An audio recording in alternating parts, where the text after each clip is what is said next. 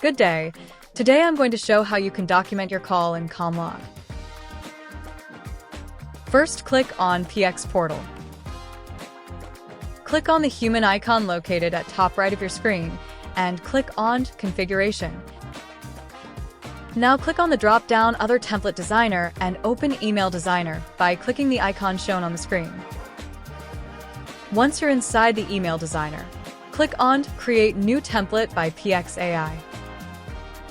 On this page now, you can go ahead and type in the prompt that you want the PXAI to generate. For this instance, I will ask the PXAI to generate a template for Thanksgiving. After a second, PXAI generated the template I'm asking for. You can go ahead and make changes to this, or you can go ahead and save it as it is.